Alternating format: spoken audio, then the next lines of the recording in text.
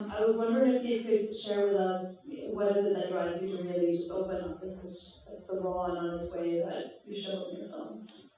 I think so across all my films. Well, So, yeah, sure. Yeah, there's just the basic principle of being honest and speaking the truth. I really believe in that. That to me, that's the power of documentary. And what documentary can do. Yeah, you can do fake news and all that, but I try to use documentary for actual honest truth. And you mentioned that, there's when I walk, when we walk, and you're working on another film, when they walk. Where is that going to take us? That's what you're currently working on right now? Yeah, so it's exciting. We actually just got our first round of funding in. So,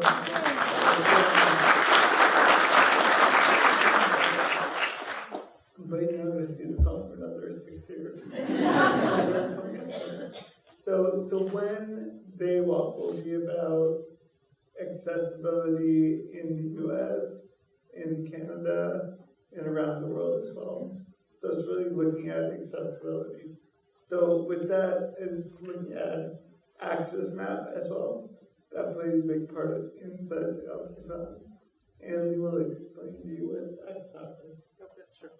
Yeah, so as you saw those beautiful t-shirts as you walked in, and you kind of got a sneak peek the shirt, and then you saw the film, Access Map is a website that you can rate accessible businesses in your community, and it's kind of our call to action between the films. I mean, you have 6 years between one and the other to help us out, and rate your neighborhood and accessibility, and it's a great way to kind of be a part of your community and help out the cause, and just kind of be more aware of what's going on in your community in terms of accessibility.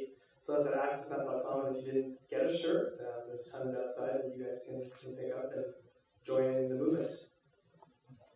Yeah, it's like currently we have 170,000 places rated on accessibility issues.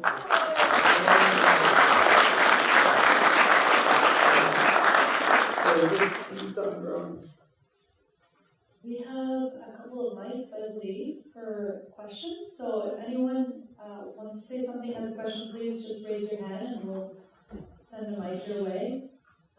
Do it all filming because it's 6 years. You see moments from like very intimate moments, daily life moments. How did you go about filming all that and then putting that together in the edit? I mean, I must imagine that is a very long process. That's a really good. So if any of you are filmmakers, there's 24 frames per second, and film reels can be for every 3 minutes of film. You get about 5 minutes of for every 300 feet. You get about five. But what it works out to is I've shot so far over 20 terabytes of footage. So I've had to manage. So I'm just shooting all the time. But that means that I have a beautiful cinema verite style of film. But on the flip side, it means I have a lot of editing that I have to do. So my hard drives would have to be really well organized. Question, yes? Yeah, I just want to say, first off, you have an extraordinary son, and that was reflected in the show. I'm just wondering if there's been any improvements in Texas as far as people with disabilities and maybe making it easier. Yeah, that's a good question. So I asked Dennis Burrell, the guy in Texas.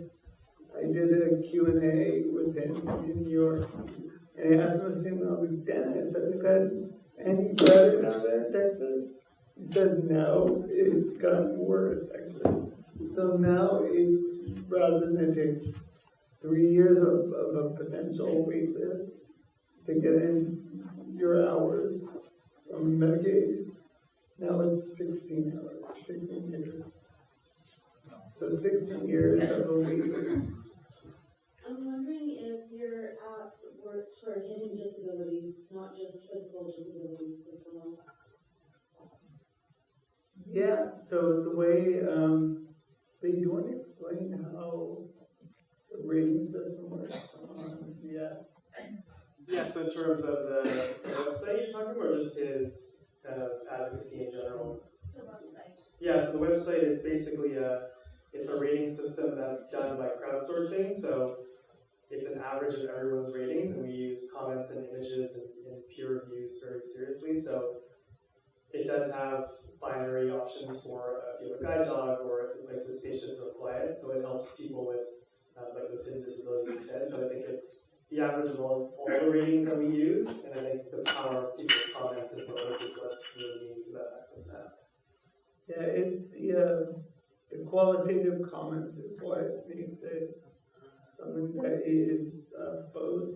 So it's both quantitative and qualitative. That's why it works. Hello, Jason.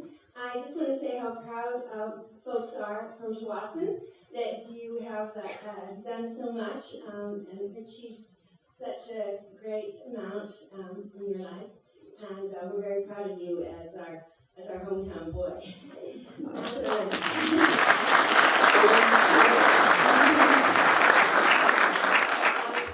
As someone who knew you when you were a teenager, and for my daughter, and so anyway. So my thing I'm interested in is because of your amazing work and how you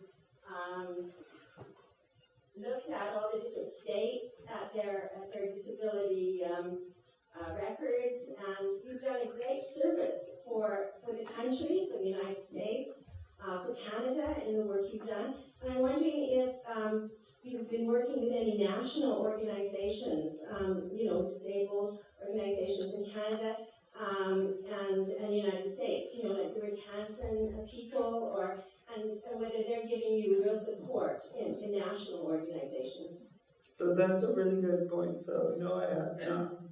So I've been, so this just released earlier this year, but I went through all these details firsthand, but I don't think that nobody is doing the hard look at all the different provinces or states.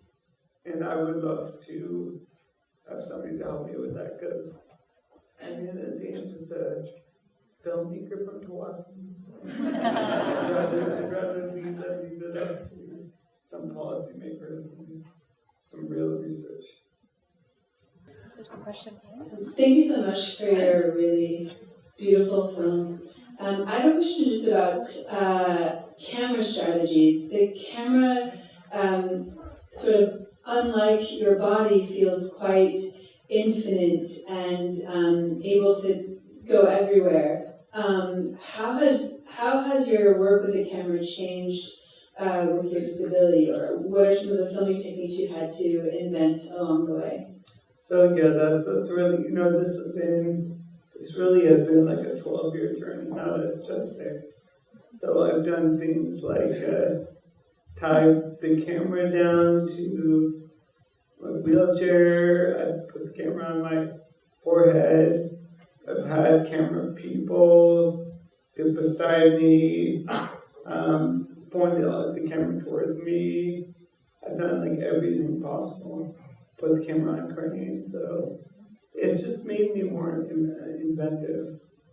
I feel like disability meets the camera person is a really winning combination. Hi, I've been a fan of your work for a really long time, and I just say this is fabulous and it's great, and it's great to see you. I was wondering what advice you would give to artists, disabled artists and filmmakers wanting to show disability representation. That's the most important thing, is just to authentically put yourself either on camera or you're not going to want to do that, to speak about it. Just your perspective is more than anything else. So a disabled person's perspective with the actual artistic medium will be a different than somebody who's watching. Hi, so been probably 6 years since your last screening, and I must say you're looking even better than you did that time. So I congratulate you, and for keeping so busy and with everything. My question to you is for, as obviously other people with diminishing abilities, so that may not have the same kind of drive as a young son and that. So what would you say to people that find themselves, whether they're aged or for disease, find themselves in diminishing capabilities of what to do to keep going? So like for me, it's so I would be able to answer that straight from myself. Like for me, it's my vision has gotten so bad, so I can't even see the camera image, like the subtitles on film. I can't read them or anything, but I can still think and have the ideas and work with a camera person, work with somebody who can, so if the painter, somebody could paint, I can tell them where to paint. So I guess at the end of the day, it's follow your dreams, do what you want to do. Question here in front. Because it does take so long for your process, I just wonder, when you set out to make the second film, was this what you had in mind, or did you have a different film in mind and life circumstances changed and that kind of directed how the film went? Good question. So I think I started the film and I wanted to film my son, and I was wanting to do a short called City Stroller about me being in a wheelchair and then him being in his baby stroller, and we would go around town and talk about the accessibility of things. But then I just kept on shooting, and then all of a sudden my relationship just took a nosedive, and then my son was in Texas, so it just became a totally, so I cannot predict that. I cannot have ever predicted what you saw on film before it happened.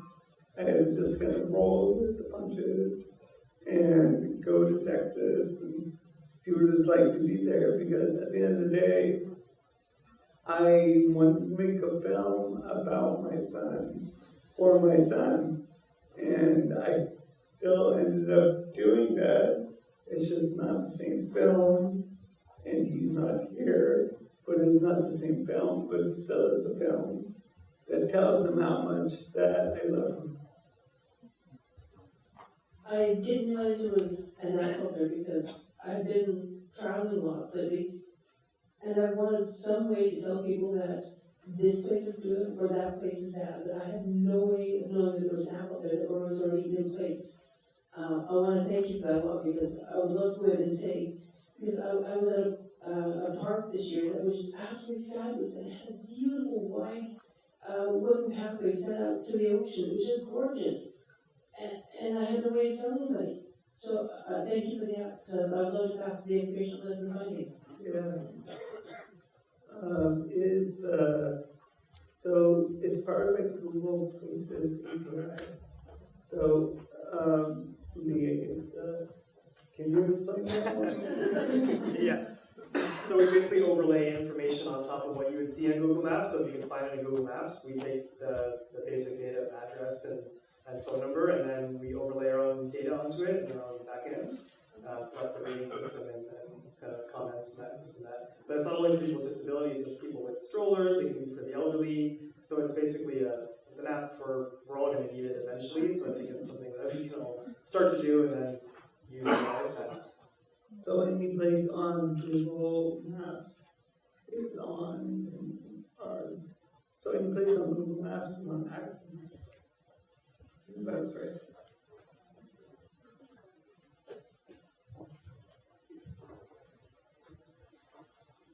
No, I wanted to say, thank you so much for putting together this documentary and documenting your life and your experience and your son's experience and your ex-partner's, because